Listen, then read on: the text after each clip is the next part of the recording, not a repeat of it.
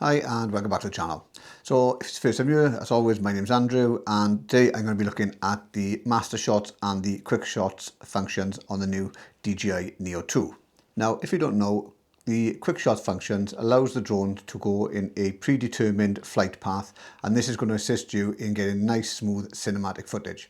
So it means you haven't got to master things like doing dronies or circles, helixes, boomerangs, that type of thing, because the drone is going to take care of everything for you automatically. Plus, in addition to this, you've got something called MasterShots. And with MasterShots, the drone will take a number of quick shots and then put them all together in a small montage with some music. It'll do all the editing for you and produce one little clip ready for you to post on social media or whatever you want to do with it. So for some reason, only known to DJI itself, they've only actually included 5 of these modes directly on the drone itself. That being circle, follow, selfie shot, rocket and droney. For all the other options, you need to go into the app to be able to access them. So I'm going to show you today how you can put them directly on your drone so you don't have to use the app for any of the other 7 modes that you've got included with the drone itself. And the other strange thing they've done is that if you're using the controller, they've included 5 modes on that, but there are different 5 modes to what you've got on the drone itself. 3 of them being the same, which is circle, rocket and droney, but it also gives you the option of having boomerang and helix via the controller. But strangely enough, you can't get MasterShots via the controller. Again, that is only going to be available at the moment on the app itself until I explain to you how to get it onto the drone directly. So I'll go through quickly what the 5 you've got on the drone are.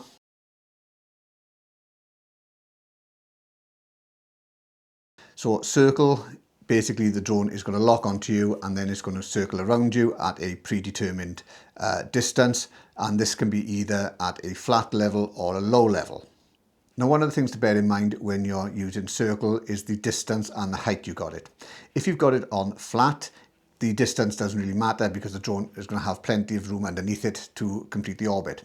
Whereas if you've got it on low, then the drone can run into an issue of uneven ground.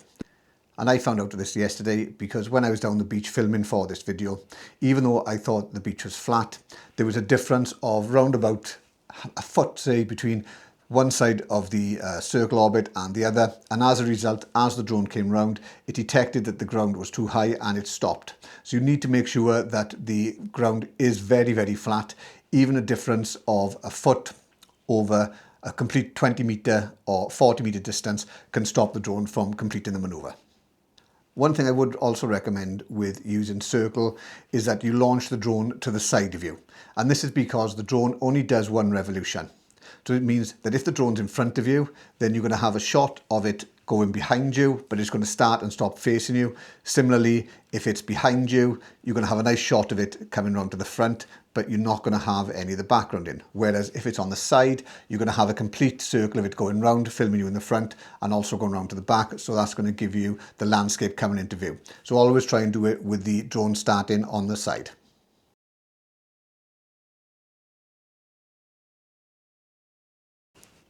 Now with droney, the drone is going to move away from you at a predetermined distance and height. So it's either going to go out flat or rise. But I would recommend in position it so the sun is at the rear of the drone so that you are going to be fully lit when the drone completes the maneuver. If you've got it where the drone is facing the sun, it's going to result in you being silhouetted and it's going to make the footage totally blown out and unusable. So bear in mind the position of the sun when you are filming.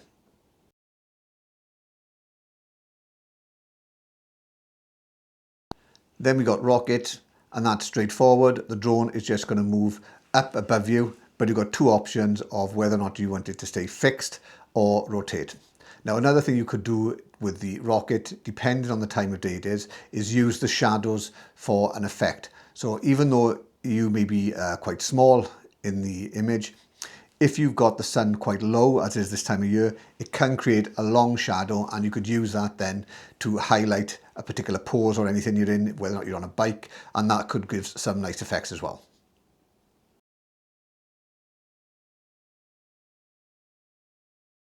Follow mode is pretty straightforward. The drone is going to follow you, but on the new Neo 2, you've now got the feature where you can position the drone in 8 different locations. So you can have it front, back, left or right, or front, left, front, right, rear, left, rear, right. And you can do that by adjusting the ring on the app itself, and that will maneuver the drone around. Now, when you are using follow, I would recommend that you do the drone quite high and have it further away from you. Not only will that assist with the tracking capabilities of the drone, but it's also going to limit any exposure changes you're going to get, because you're going to have less sky in the shot and the drone is going to be looking down facing you, which is what you want. So always try and get the drone further away and higher.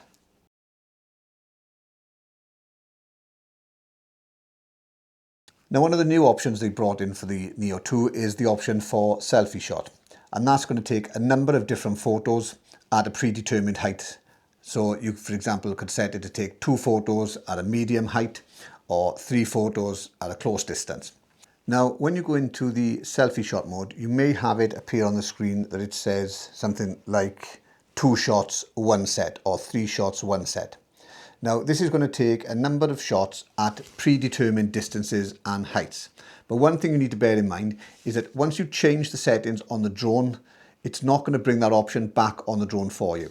So, for example, if I go into a selfie shot and I change this over medium to medium, high angle and close up, low angle and full, wide, high angle and wide, medium. so it's not going to go back and give me that option that I had initially of 2 shots and 1 set or 6 shots at 1 set, that type of thing. So to get that option back, you're going to have to go into the app and change it manually. You're not going to be able to do that 1 set in via the drone. So if you go into the app, you've got the ability to stack the number of images that you want to take.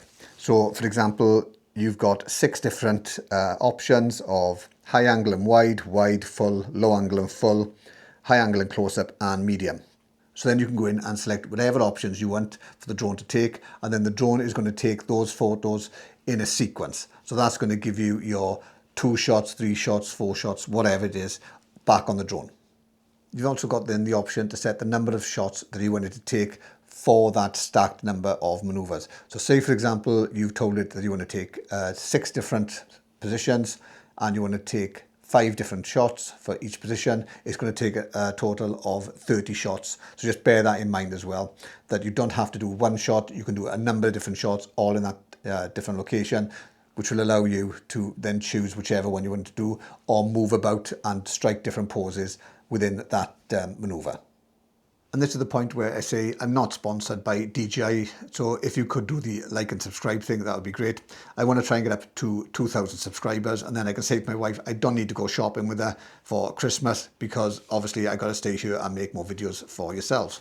There's also a link below for buy me a coffee if you'd like to do that, and anything I get from that is going to go towards new equipment and new drones, which are going to be coming out in the next couple of months, so that would be greatly appreciated too.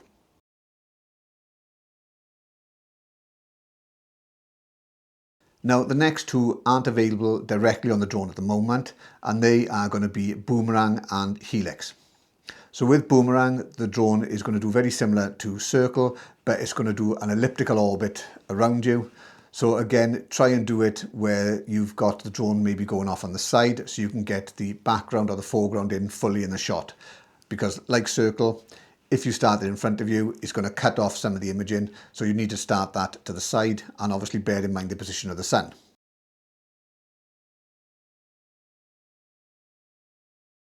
And again, similarly with Helix, but this time the drone's going to do 1 complete revolution around you, but it's going to rise up in 1 spiral as it goes round. So again, try and start it off to the side to make sure you get the maximum amount of footage you can from the maneuver. So those last 2 maneuvers are only available if you're using the app or the controller. They're not actually programmed into the drone until you go in and make these changes, which I'm going to show you again shortly.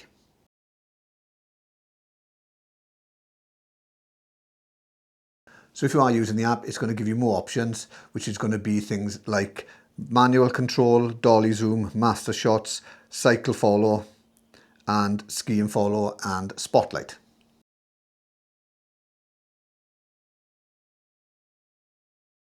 So ski follow and cycle follow are just going to tell the drone to follow you in a more specific environment, so you've got less chance of crashing, and it's going to keep you perhaps more centered in the frame.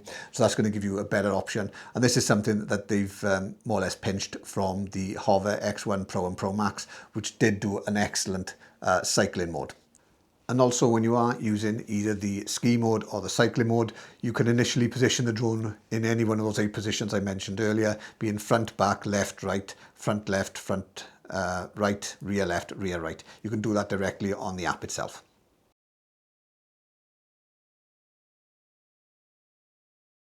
Now you've also got dolly zoom, and dolly zoom allows the camera to focus in on you as a subject, but it changes the distance between you and the background. So it'll either zoom in or zoom out of the background while keeping you at the same height.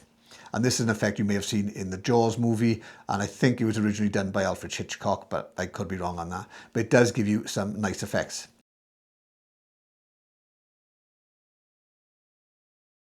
The drone's going to stay in a fixed location, and you can put the drone there either using the app, using manual mode or gesture control. And then as you move about, the drone is going to stay in that position, but it's going to swivel around and follow you wherever you go. Also with spotlight mode, if you switch it over from video to photo, if you stop for 3 seconds, the drone's then going to take a photograph of you in that particular pose. So that can be useful for things like if you're doing group shots, you're out with the family and you want to get everybody ready for a nice shot on a beach, that type of thing.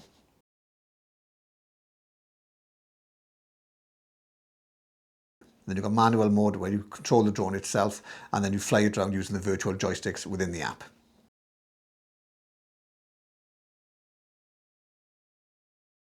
And then finally you've got MasterShots. Now MasterShots isn't available on the controller, it's only available on the app and via the drone when I show you what to do in a moment. And with MasterShots, the drone is going to take 5 different quick shots and then it's going to combine them into one final image with all the editing done for you, added music, ready for you to put onto Instagram, Facebook, whatever you want to post it. And it's going to take about 1.5 minutes and you can set the distance you want from either 10 or 20 meters. So the drone is going to start off by doing a half circle around you.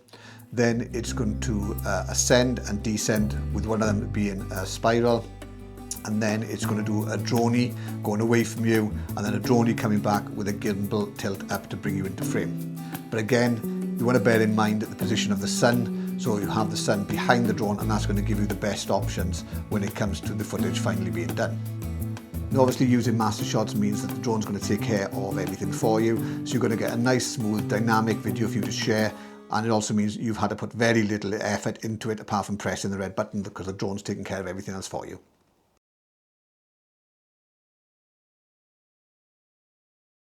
Before I continue on how to put those modes on the app, I'm just going to go through exactly how you can change the settings on the drone for all of the available features you've got on there at the moment. So on the side of the drone, you can see that you've got these 3 buttons. Now the first 2 are going to scroll through the number of different flight modes you've got directly on the drone at the moment. So if you press those, you can see that that's going to change. Rocket, circle, droney, selfie shot, follow, rocket. So you can see you've only got the 5 there before it circles back down to the first one you started with. And then you've got the little red button and that's going to tell the drone to actually start doing the flight mode that you've got. Now once you've got the flight mode you want, for example, I've got circle. If you press and hold one of the grey buttons, that's going to allow you to circle through the options you've got for it. So I press and hold that. And you can see now that you've got 6 meters flashing. So if I continue to press that button, you can see that it brings up the other options you've got. 2 meters, 20 meters, 10 meters. And then when you're happy with that one, if you press and hold it again, that's going to change it over to the other option. Flat, low angle. So that allows you to change all the parameters you've got directly on the drone for that particular flight mode. And then once you've got the parameters set up on the drone that you want, just press the red button and that's going to lock them into place.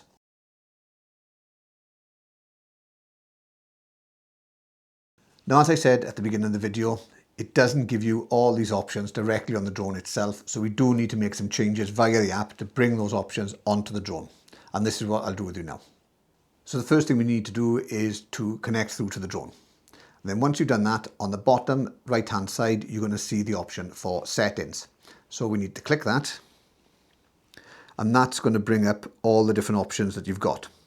And obviously from here, you can set the different parameters you want for the drone to do when you're flying it in the quick shot modes. But you also, on the top right, you've got the option for customize.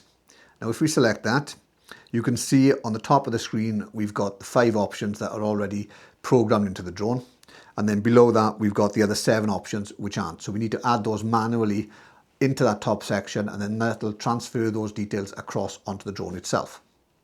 So for me, I would probably use all of them apart from the ski mode. So it's just a matter of holding the icon and then just bringing it up for each individual one you want. And again, if there's any that you don't use, it's just a matter of clicking them and bringing them down to the bottom, and that's going to take them off the menu on the drone itself. And again, if you make a mistake, just press the reset button, and that's going to put the quick shot modes back in the order they were when you first had the drone. So now if you do go back into the drone settings and you cycle through the options you've got, you can see that all those options are now there. Rocket, helix, boomerang, spotlight, cycling follow, MasterShots, dolly zoom, circle, droney, selfie shot, follow, rocket. So you can see from that the only one that wasn't there was the skiing one, which is one I didn't include anyway.